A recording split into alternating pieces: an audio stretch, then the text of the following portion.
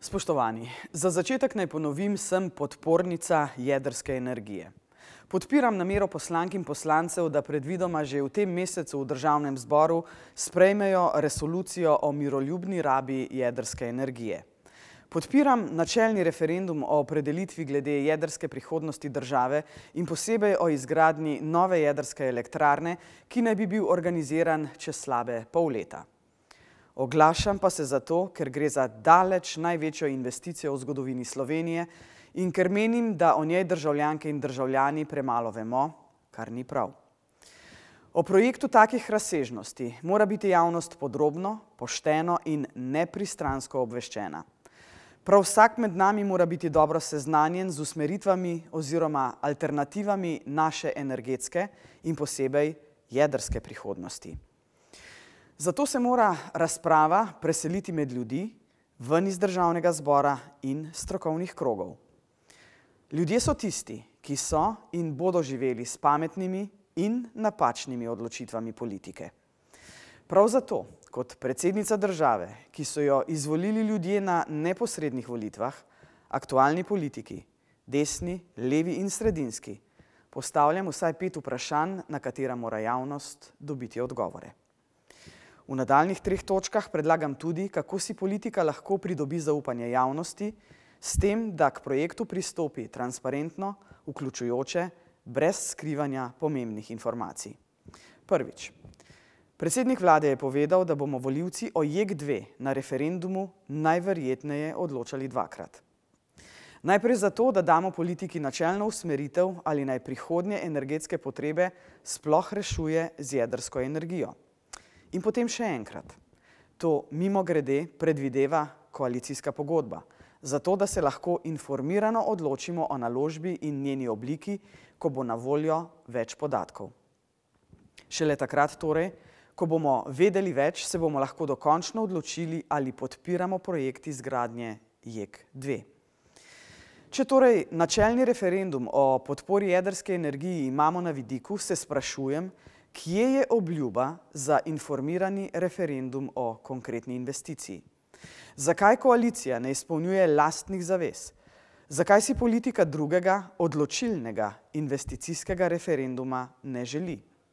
Pogosto slišim odgovor, češ da javnost ni dovolj strokovno usposobljena za presojo o tako kompleksnih zadevah.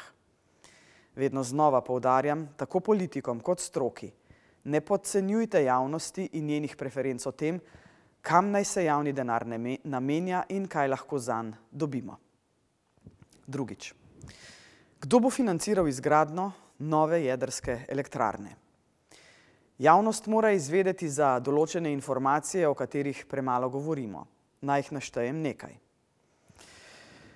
Realne ocene so, da bo sama izgradnja elektrarne stala okoli 16 milijard evrov. Primeri iz tujine kažejo, da se stroški izgradnje lahko med samo gradnjo povečajo tudi za več milijard evrov. Smo prepričani, da zmoremo obvladovati ta finančna tveganja, če da, kako? Ali si torej novo jedrsko elektrarno sploh lahko privoščimo? Ali ni za nas in naše potrebe preprosto predraga? Na tako vprašanje z načelnim referendumom ne moremo odgovoriti. Tudi zaradi tega potrebujemo še en referendum. Takrat, ko bomo o projektu vedeli več, bistveno več, kot vemo danes, ali bomo vedeli do novembra. Poleg stroškov izgradnje samega objekta bodo zagotovo potrebne tudi druge nujne, a posredne investicije. Katere in kakšne so projekcije stroškov zanje? Denimo, unikatna prilagoditev izvedbe potresnega območja bo verjetno terjala dodatno financiranje. Imamo odgovor na vprašanje, na koliko so ocenjena ta dodatna sredstva. Tretjič. Kakšna bo cena električne energije v Sloveniji, če zgradimo novo jedrsko elektrarno? Kdo zagotavlja, da bo cena elektrike vseskozi taka, da jo bodo prenesle denarnice potrošnikov in gospodarstva? Kaj bomo naredili, če bo ceneje elektriko uvažati, investicija pa se bo izkazala kot nasedla naložba? spomin na TEŠ6 je svež in država za svoje napačne odločitve plačuje še danes. Za volivke in volivce referendum torej ni zgolj vprašanje, jedrska elektrarna da ali ne. Tak projekt terja mnogo bolj poglobljeno razpravo, danes pa imamo bistveno več vprašanj, kot imamo odgovorov.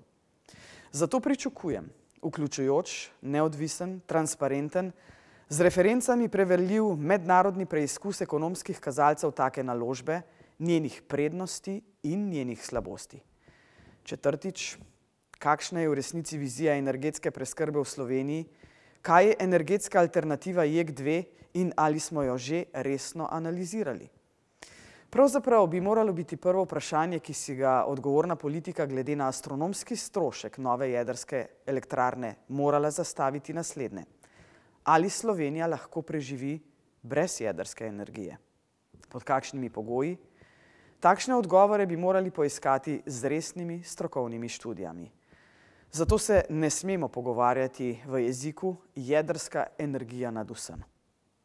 Petič, se zavedamo, da bo referendumska odločitev za dolgoročno rabo jedrske energije potekala ob dejstvu, da še nismo rešili vprašanja radioaktivnih odpadkov iz obstoječe jedrske elektrarne.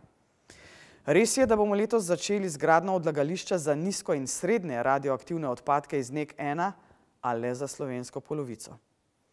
Po drugi strani Slovenija še nima trajne rešitve za izrabljeno jedrsko gorivo in visoko radioaktivne odpadke. Če naj se javnost torej izreče o gradnji nove jedrske elektrarne, potem je ta javnost upravičena do jasnega odgovora. Kdaj bo država ta problem rešila, kako, kakšna finančna sredstva bodo potrebna in kdo bo to financiral. Vse to niso vprašanja za strokovne ožje kroge. To so vprašanja za javnost, ki iz svojih žepov plačuje tako za velike projekte kot za velike napake politikov.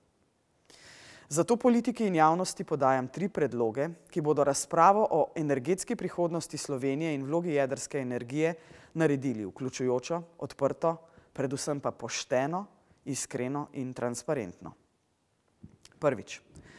Državni zbor mora dodelati besedilo resolucije o dolgoročni miroljubni rabi jedrske energije.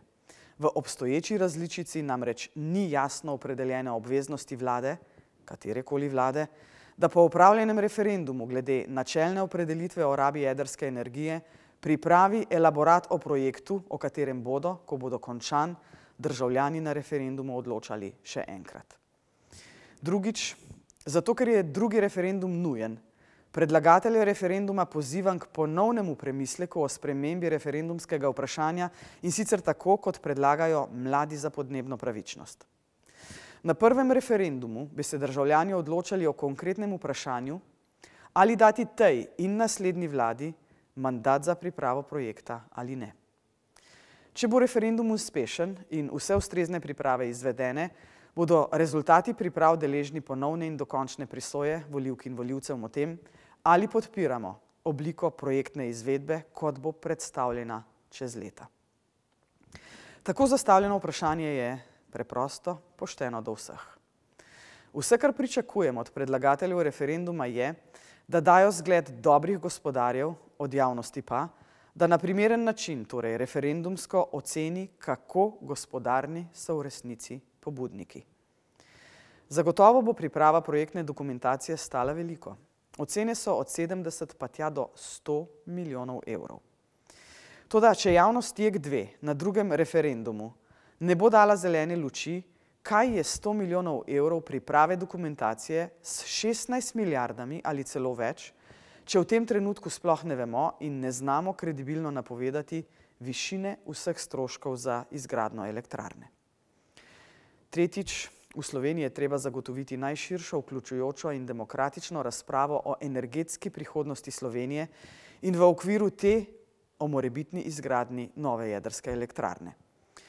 V tej razpravi mora biti medijski prostor vsak dan, tja do referenduma, pozoren na raznolikost mnenj in v vseh kredibilnih medijih enakomerno razporejen. Posameznim skupinam zagovornikov, tudi če so finančno bistveno močnejše od ostalih, je treba preprečiti, da svojo premoč zlorabljajo v medijskem prostoru.